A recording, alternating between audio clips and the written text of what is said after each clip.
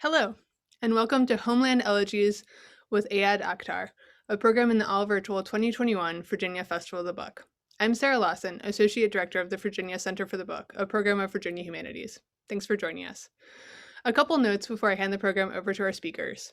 First, please share your questions using the Q&A tab on Zoom.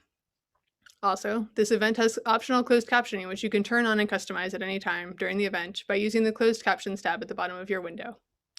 If you haven't already read today's book, we hope you will. For details about how to buy it from our bookseller for this event, New Dominion Bookshop, visit vabook.org, where you can also explore our full schedule and watch past events. While you're there, please consider making a donation to support the festival's ongoing work at vabook.org/give. Thanks to our community partner for this event, the Wisconsin Book Festival. We also greatly appreciate the support of all festival sponsors, donors, and community partners. Now, I'm pleased to introduce our speakers. Ayad Akhtar, author of Homeland Elegies, is a novelist and playwright. His work has been published and performed in over 24 languages. He is the winner of the Pulitzer Prize for Drama and an award in literature from the American Academy of Arts and Letters, among many other awards. And our moderator, Rafia Zakaria, is the author of The Upstairs Wife, An Intimate History of Pakistan, Veil, and Against White Feminism, Notes on Disruption. She has served on the board of Amnesty International USA and is currently a research scholar at City University of New York's Colin Powell School of Global Leadership. Thank you both for joining us today. Rafia, take it away.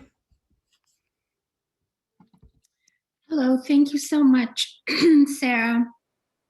And hello, Ayad. It's an honor to be talking to you today. I've been very, very excited about this event and the opportunity to have this conversation. I'm a Pakistani author, and I don't usually get to speak with someone who understands the context that I'm coming from. So this is a treat for me. So we decided we were going to start off with a short reading that Ayad will do. And Ayad, if you could please set it up for us. Sure. Yeah. Thank you, Rafia, and thank you for doing this. And thanks to you all for being here tonight. So the Homeland Elegies is the book. And, it's an odd fish. It reads like a memoir, but it's a novel. And there's a lot of sort of nonfiction type elements in it, sort of essayistic rhetoric and whatnot. So it's neither fish nor fowl, lots of different things. And one of the ongoing stories is the story of the writer's family, and the family has the last name that my family has. And the writer in question, like myself, is a playwright. And so there's a lot of seeming overlap. And my mom also passed away, as the mother in this book passes away. And before she passes away, the narrator and the mother have a conversation. And so she's on something of a deathbed, not really exactly the deathbed, but approaching that. So I'm just going to read a short scene between the narrator and his mother. One of the final proper conversations I had with my mother while she was still mostly in possession of all her wits, with her habitual reserve softened by the approaching end, was about Pakistan, or our respective relationships to it. She was sitting up, nibbling on a piece of freshly made laddu from the sizable new Indo-Pak grocery that had opened a couple of miles west of us in a strip mall behind the new casino that now sat where, when I was a child, there'd been a middle school. She was munching on that piece of besan laddu, its beige crumble adhering to her lips, when suddenly she stopped chewing. Her mouth sagged, her eyes welled, her voice quivered with sudden regret. I'm so sorry, Mary John. For what, Mom? You don't have anything to be sorry about. You were so happy there. Where? Back home. You were always so happy back home. I paused, moved. With her end in view, her emotions had never been so clear. Her face never as radiant. In moments like these, her beauty was heartbreaking. Why are you apologizing? I never saw you like that here. I don't know, Mom. No, she said with an endearing firmness. I never did. And then all at once shifting. You didn't know that? What? that you were happier when you were there. I smiled to hold her attention as I continued. The most vibrant of my childhood memories were those of my life in my father's village and of the interlocking rooms in my mother's family's sprawling Rawalpindi bungalow. I loved being there, but I never pined for it when we returned, not like she did. As a young boy, I often remarked how much happier she was when we were in Pakistan. I used to pray to God for her to be happy like that in America too. I was happy you were happy, Mom. It was nice to be with family. It was, wasn't it? And it was nice not to be in school. You didn't like school, she said, frowning playfully. No, I didn't. I'm sorry. That you made me go to school? No, she moaned, her face collapsing with sudden despair. What is it, Mom? I'm sorry we brought you here. Mom, I've had a good life here. She stared at me for a long moment as if confused. You have? I'm happy. Her forehead creased with sudden concern. I don't think so. I am. I've always been a little serious, right? Isn't that what you say? Too serious. But that doesn't mean I'm not happy. Strange happiness. I get to do what I love. I'm a writer. Can you believe it? I smiled. I'm happy. She studied me for a moment, her head cocked cutely, a loving tenderness pouring into her eyes. That makes me happy, she said finally. Then, almost as an afterthought, she added, I never really liked it here. I know, Mom. You do? She seemed both surprised and pleased to hear it. I nodded. Then her expression changed abruptly again, narrowed with a troubled thought. What is it? I asked. Don't be mad. About what? You're one of them now. Write about them. Don't write about us. But I don't choose my subjects, Mom. They choose me. You can change that. The laddu finished. She closed her eyes and leaned back to rest. Yeah, so just a little bit. Wow, that's beautiful. That's just beautiful. For a number of reasons, I think that was one of the parts of the book that really resonated with me because you were born and raised in the U.S. I'm actually an immigrant, so that wistfulness and that constant sort of questioning of whether things are better here or things were better there is something that I carry with me. But one of the reasons that I wanted you to read this portion is because your father looms very large in the book. Yeah. Your mother less so, but the portions that are about her are rendered with a subtlety that is very, very poignant. And one of which that you read just now. Maybe talk a little bit about how you saw your mother, how you saw, for instance, the fact that she loved someone that she wasn't married to, and how that perception also colored your perspective of Pakistan and what Pakistan was like emotionally. Right. Thank you for that beautiful question. In the book, it's interesting to talk about the sort of mother versus the mother in the book because, of course, she's drawn from my real mother, but there are so many things that I changed. And, like notably, the second chapter of the book is called On Autobiography or Bin Laden, which is really about the history of American foreign policy in the late part of the 20th century in Afghanistan and Pakistan, but it tells the story of my mother's secret love, who was somebody who ended up as a mujahideen and who ended up being killed by the CIA in Pakistan in the early 90s. And, there was somebody close to our family who was killed by the CIA. There was also somebody that my mother was secretly in love with. They were not the same person. So I collapsed those two stories and created a kind of fiction that told the tale of a torn a war-torn sort of region during the Soviet invasion of Afghanistan, and what the consequences were to not only Pakistan, but to those who were here who were of Pakistani descent, and ultimately the events that led to 9/11. Because so much of the American public seems to feel that 9/11 came out of nowhere, and that even 20 years on, we can't have a conversation about American involvement with the world that led to 9/11. We still can't have that conversation. We still don't talk about it.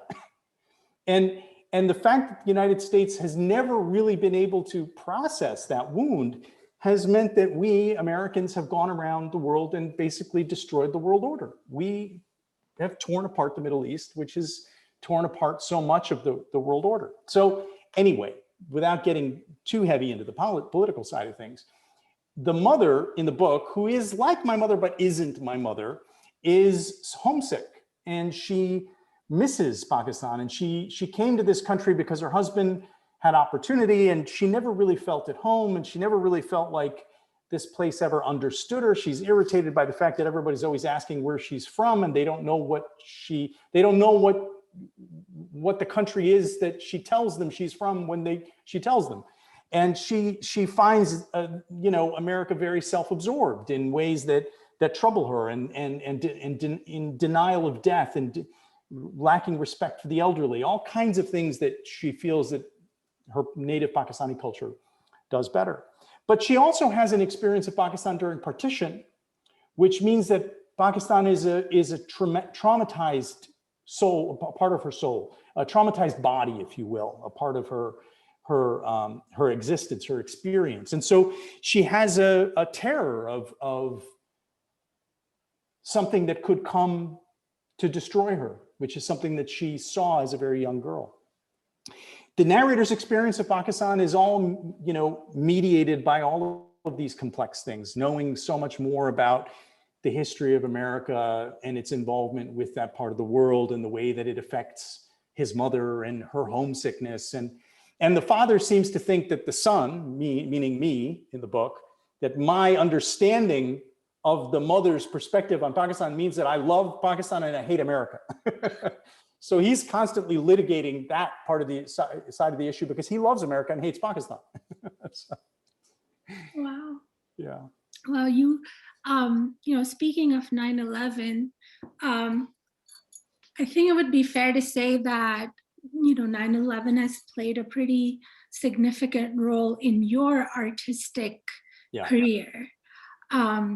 Your play, the Pulitzer Prize-winning play "Disgraced," begins with, one of the initial scenes of the play has this protagonist Amir, who feels a blush of pride from what I remember from the fact that the towers came down. Right. The question that I was puzzling over was what was that like? Like, what was it like to be in the theater on the opening night of Disgraced? Yeah. Set that scene for us, and also like give us your inner monologue that was, that played out during that moment. It was such an the opening night of the first production of Disgraced was also the first professional production I had ever had. And so it was the first time that I was at an opening night for a play that I'd written. And, I was unaccountably moved. I was so moved, and I was sitting next to my agent, and I just, as the curtain came down and people started to clap, I started to cry, and I couldn't stop crying. And then I was sobbing. And I remember Chris Jones, a wonderful critic of the Chicago Tribune, who loved the play and wrote a really wonderful review, and is really the reason why the play ended up in New York. He had apparently called the publicist afterwards. He said, "Is that handsome gentleman?" I'm not sure it was very handsome, but he said, "Is that handsome gentleman who was sobbing in the corner? Was that the writer?" I mean, it was obviously, I didn't realize how public a display of my emotion I was making. I mean, I guess everybody knew I was the writer. I didn't realize that people would even know that. And here I am sobbing, and I'm like sobbing, open mouthed sobbing in the corner because I can't stop. It was so extraordinarily moving to see that play, which contained so much pain and rage and confusion, so much self-revelation, so much crying out, for it to be to see the light of day, and for people to hear it, and then to clap, and then to stand up. And it was, and obviously that moment that you're describing, the moment where, at the climax of the play, there's a dinner party, everyone's gotten very drunk, and then, people start talking about, religion and politics, which of course they're not supposed to talk about, but it's a play, so they've got to talk about it. And, the protagonist Amir is trying to demonstrate that we all have tribal identifications.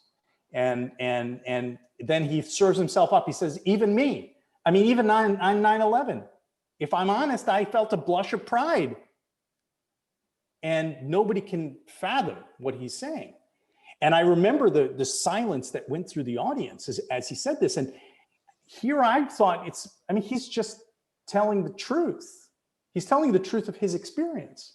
And yet somehow it was taken as an unspeakable thought that perhaps reflected some larger reality. And maybe it does, I don't know, it's not my place to say. But yeah, it was quite a moment, but walking you through the experience of that opening night was really an experience of emotion.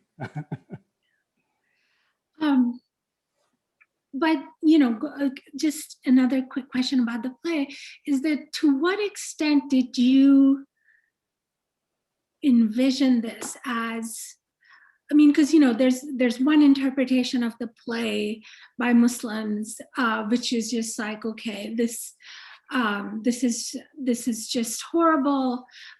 It confirms everyone's fears about Muslims and the fact that they have these secret divided loyalties, and Right. We're happy on 9/11. And of course, like since then,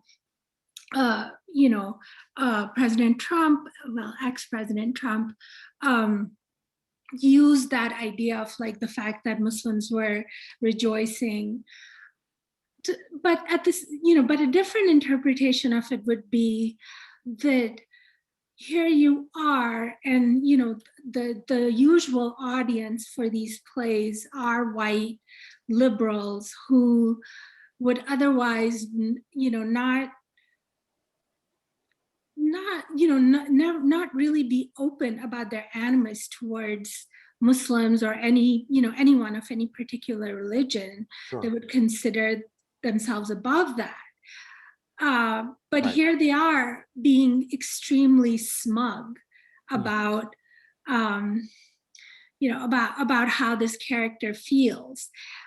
So is that something that you were considering, how easy it is to make, or rather how thin that layer of civility and tolerance really is? Yeah. Maybe talk a little bit about that. Sure. All of the above, Rafia. I mean, first of all, I had no idea that the play would sort of have a life that it's had. I didn't write it knowing that people would respond to it the way that they did. And it has created, a lot of consternation amongst Muslims. Some of that consternation was intentional. There is a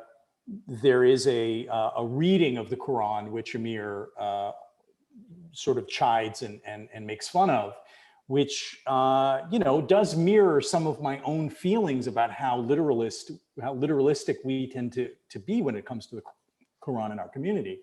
But that's really one of the only things we share. There's so many things we don't, and I share things with lots of the characters in the play. But at the end of the day, the interpretation of the play says a lot more about the context than the play itself.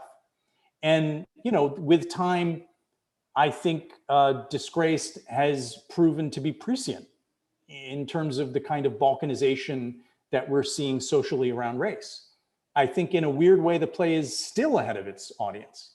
It's still it knew things I didn't about how discourse was going to change in this country and how we were going to become increasingly antagonistic toward one another because of race openly.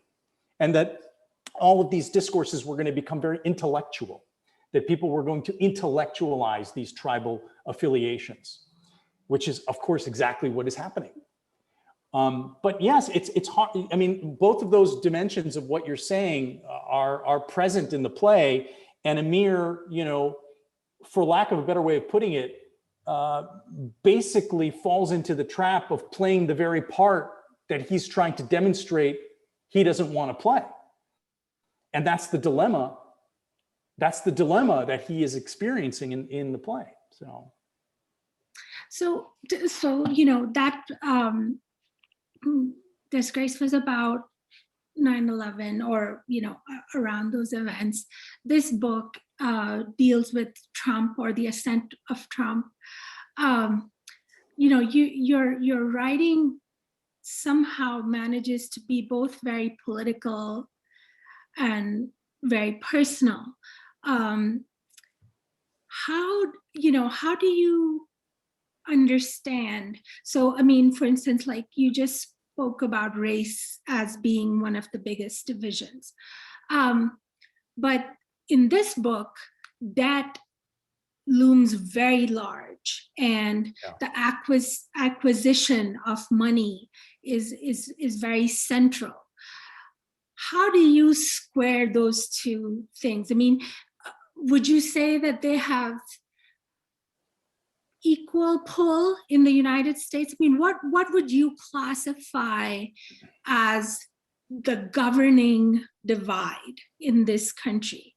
You know, the big chasm. That's an amazing question, and a difficult question to answer simply. I mean, I think that we, in the last half century in this country, and the book really takes place over the course of a half century. My parents were here for a half century, and the saga of their lives and what happened to them and what happened to the American-born children that they and their cohorts had in that 50-year period tells the story in many ways of what's become of America. And that in 50 years, America has gone from a much beloved presence around the world to a much reviled one.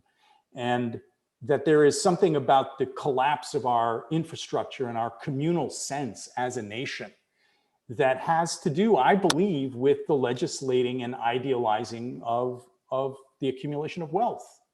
You know, and I'm not a so-called bleeding heart liberal or socialist or whatever somebody may assume about me because I say that.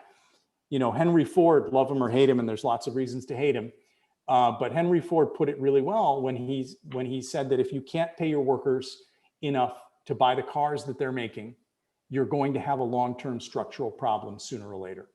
We're 50 years into a long-term structural problem.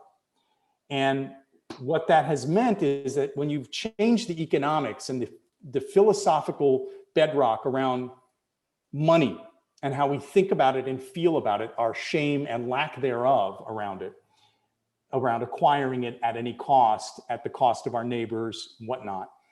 When you change that, you change people's behaviors. And I think that what this has been an incredible support for individualism. And so we've seen the rise of a kind of individualist ethic that's not just monetary, but also spiritual. And so people are clamoring for their individual rights, whether it's the right to use as many guns as they want, or the right to make as much money as they want, or the right to use whatever bathroom that they want. That the individual person, the sanctity of their right, has become the sine qua non without which there is no nation. But I'm not sure how individualism like that could ever be the basis for a nation. The nation has to have a sense of collective identity and sacrifice in order for it to be meaningful. But we've dispensed with that. So I think what I'm trying to say is that something has changed in the American experience in the last 50 years. And I do think fundamentally it has to do with money.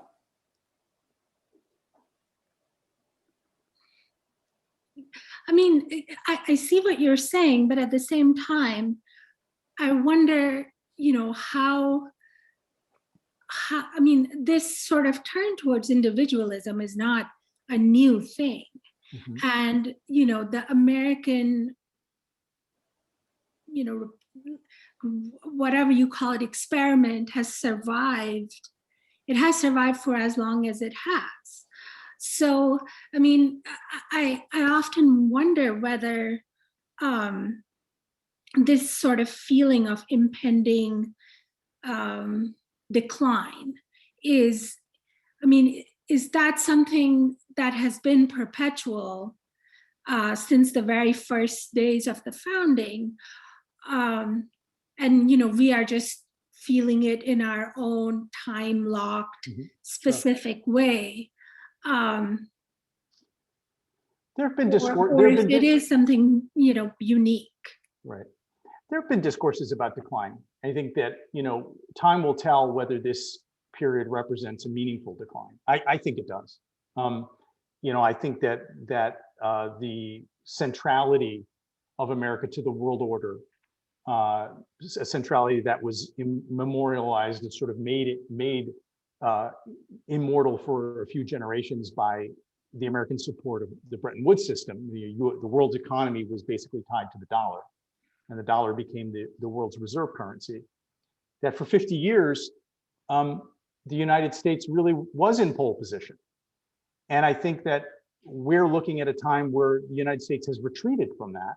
And I think that we may see within the next 2 decades the rise of China. And the Chinese model, which we find so abhorrent, is the dominant political model. And if that's the case, it will be because we have ceased to be able to hold our own. I could be wrong. I hope I'm wrong.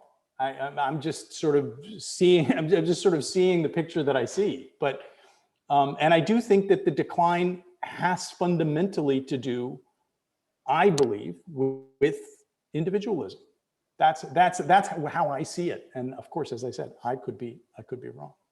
Well, in keeping with this, with what you just said about the Bretton Woods consensus and kind of the erosion of liberalism and liberal ideas around the world, in the West in particular.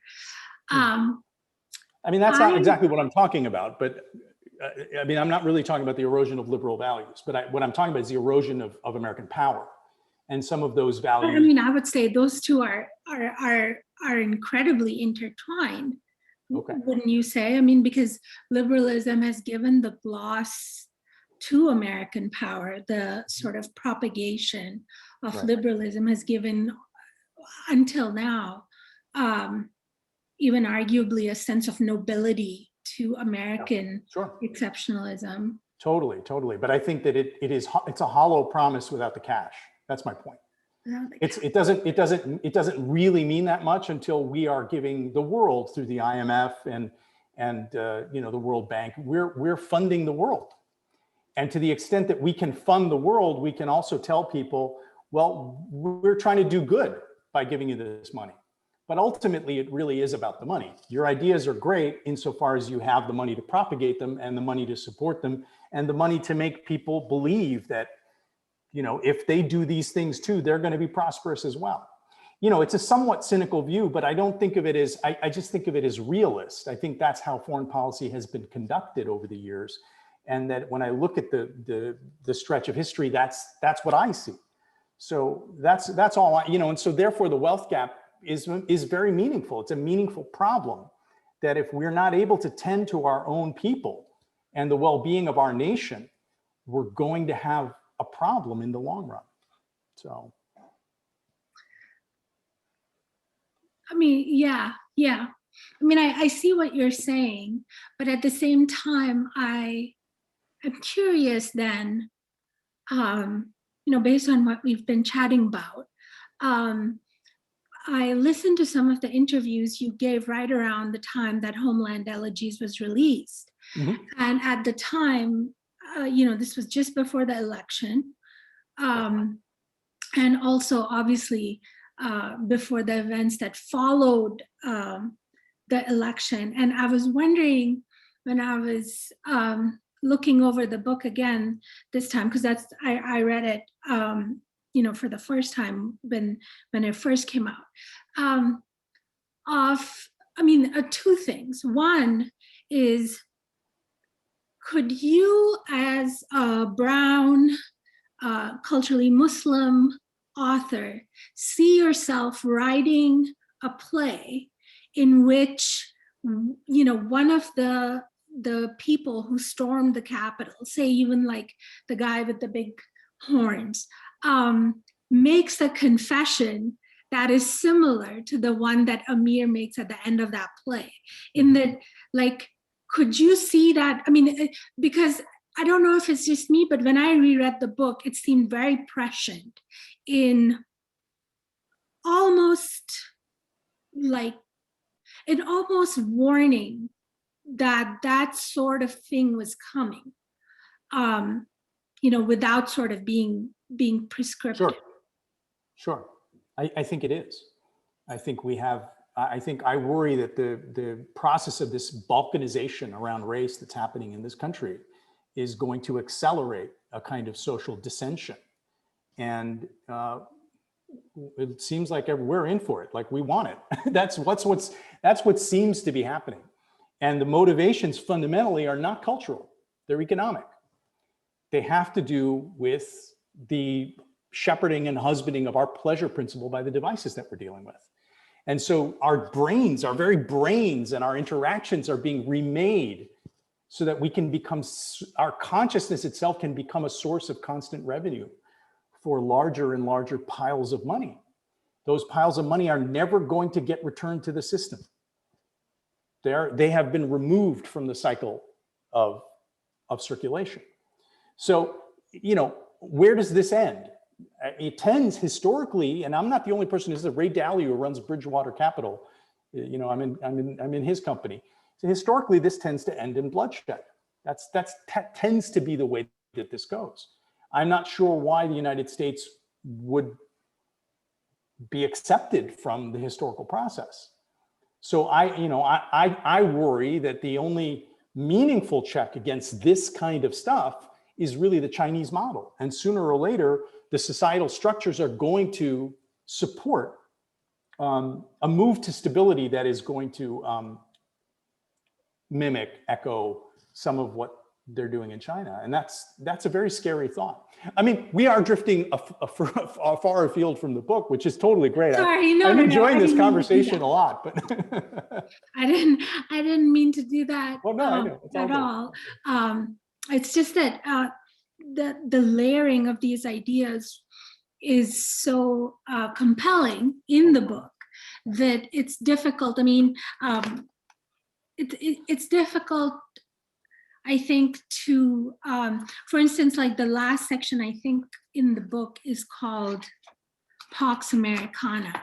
And that's what I was getting at when I was talking about this insurrection and the idea of decline and how central that is and how sort of almost prophetic it is in terms of what ended up happening. But it's interesting, sorry. No, I was just gonna say, so okay, I'll give you a simpler question, and that is, and this is actually now proven true by some early demographic work, and that is that a lot of South Asians and a lot of Arab Americans voted for Trump. Yeah. As the father in the book does in the first chapter. Exactly, as the father in the book does. How would you explain that? Would you explain it? In your father's case, it's something very specific. He's a cardiologist. He has this interaction with Trump. So, there's a very specific and personal story attached to it. Even though, I could see, if my father did that. Actually, my father, who lives in Pakistan, thought Trump was the greatest thing. So I definitely can see, that's why your father's kind of character was very, very real to me. But how would you, what would you say? Like, what would you say to that? Here's a guy who like actively hates Muslims, immigrants, every aspect of identity, I would say that, that South Asians, Arab Americans, Muslims, etc., have. Mm-hmm.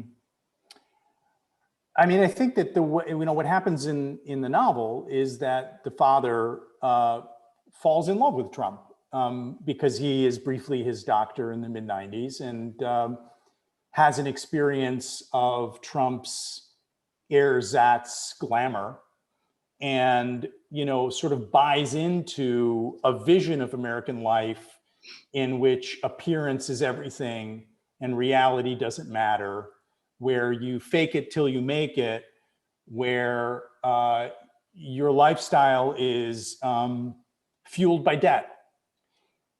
It's America. It's not Trump. That's America, what I just described. So the father falls in love with America. It just happens to have a name in the book, which is called Trump.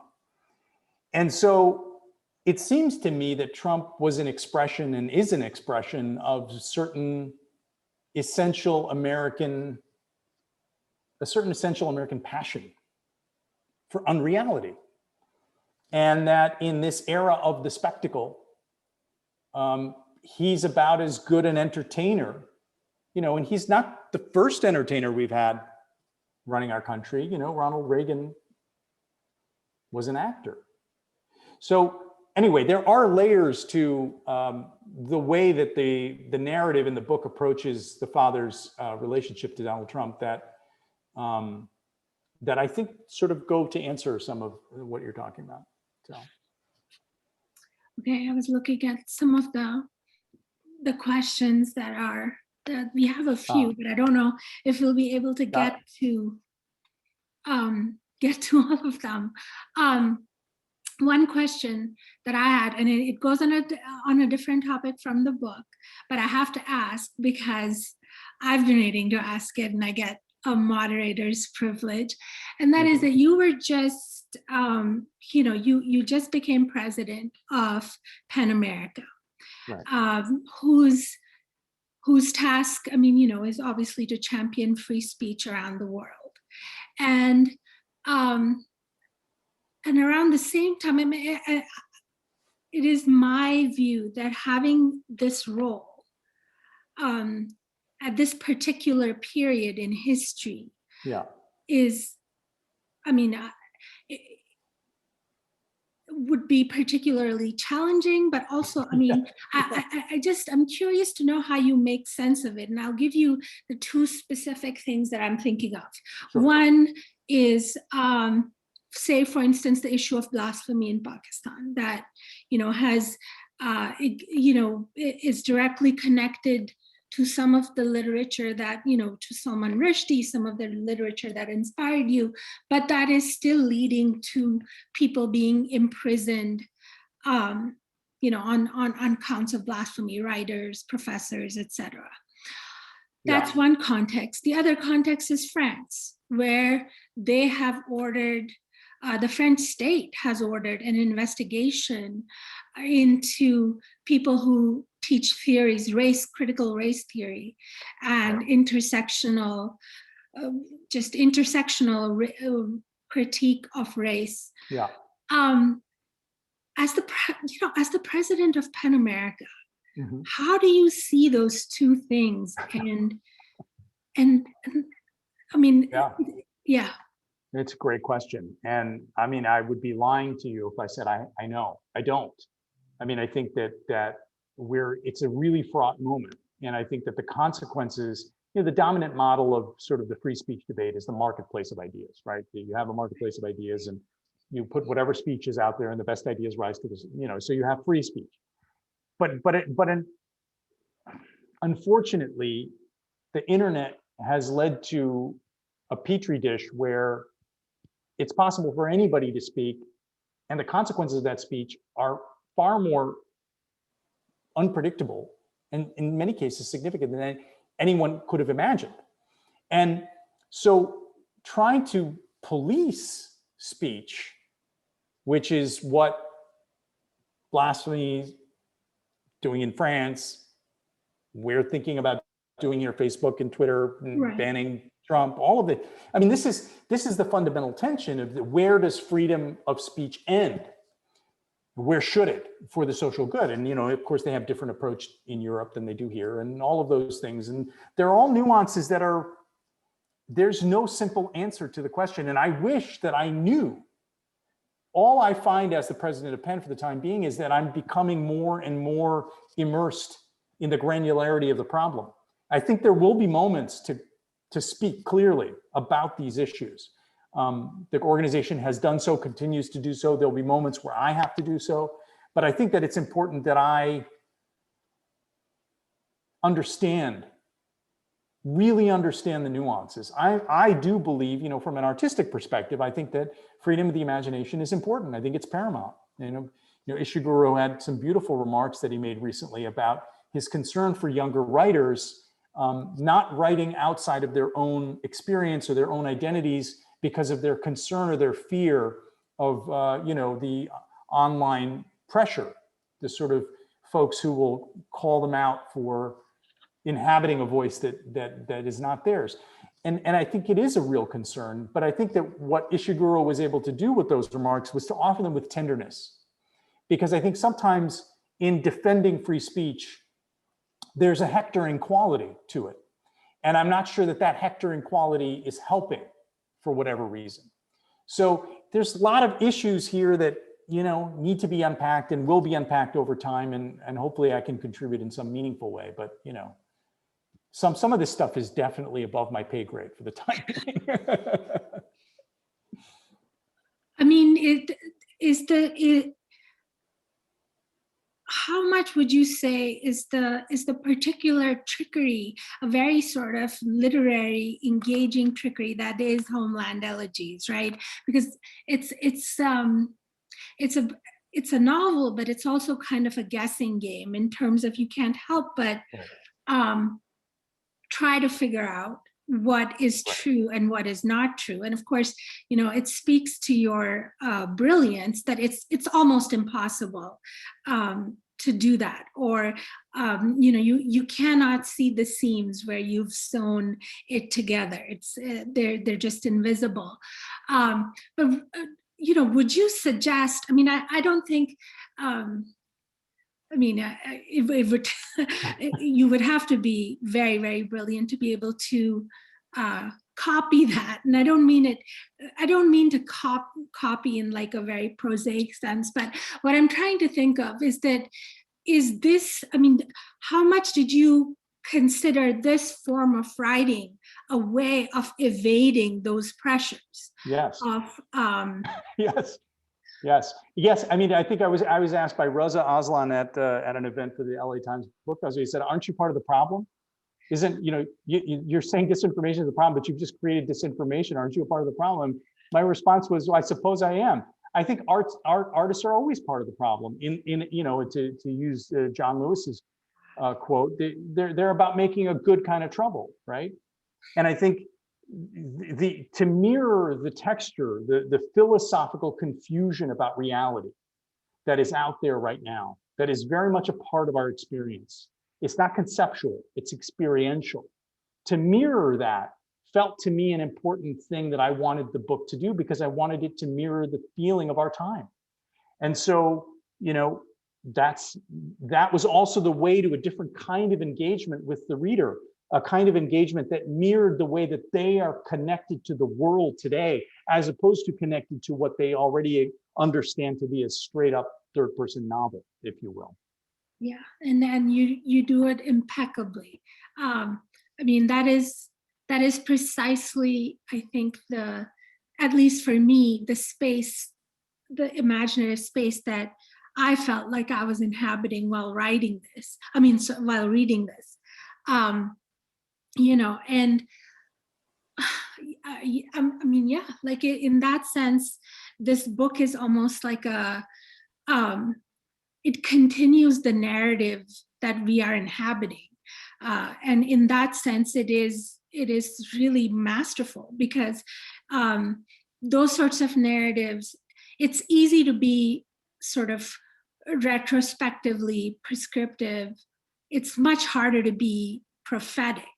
And I really found this this book and the way you create the characters and your sort of perspective on America, given where given what Muslims and brown people and Pakistanis have been through most of your life in the US, is really feels very almost like Cassandra-like, in terms of where the United States is headed. So I wanted to end. I don't want it to end. I don't either. Thank you for all those comments, by the way. And I just, it really touches me. And, I have so much respect for you and your work. And it just means a lot for you to say that. Oh gosh, no. But I wanted to ask you, did your mother really say those things? And also, do you ever think about whether you would have been happier in Pakistan, say, for example? Yeah, I was thinking about it the other day. When I was in college, I thought there was a time when I thought maybe I'd go to Pakistan and see what it would be like to live there. And then I got involved with a French woman, and then lived in France for a while. And sort of, life kind of takes you on its tour, however it's going to go. So I didn't end up. There was a window where I was really thinking very seriously about it, and then I didn't. But I have thought about it over the years, and I had a very good time in Pakistan growing up. We would go every year, and up until just after 9/11, I think in the book 2008 is the last episode that takes place in Pakistan, roughly mirrors the time that I was there. And I do wonder. My mom, my own personal mother, never actually said those things in those ways, but she expressed all of those emotions at different points. I think that as she watched some of what was going on in Wisconsin and the ways in which the political culture was sort of collapsing, and the vitriol and the new aggression, after 9/11, there was one level of aggression, and then there started to be a whole new level of foreign, anti-immigrant aggression in a very friendly, otherwise very friendly state. I think she started to sour, and I think she started to worry that what was our life going to be like here, that will we ever be accepted, me and my brother. And so, yeah, some of those things were, my dad never had that attitude. He was like, you can be what you want to be, don't you? So it was an interesting juxtaposition to be caught between those two perspectives. Yeah. Well, thank you so much, Ayad, for this amazing conversation, and really for this incredible book. I highly recommend that those of you who haven't read it pick it up, because it is, it really captures our moment in a very, very riveting and unique way. I've been told to end on this script. not the part that was complimenting Ayad's book, but what I'm going to read right now. And that is, it's time to wrap things up. And please consider buying Homeland Elegies using this link that's provided in the chat. So all of you who are listening can do that. And then you can also check out other events that are taking place in this all virtual 2021 Virginia Book Fest. And with that, we will leave you guys. Sorry that I couldn't get to the questions, but hopefully you enjoyed our conversation. So thank you, and thank you, Rafia. Good evening. Bye-bye. Khuda Hafiz.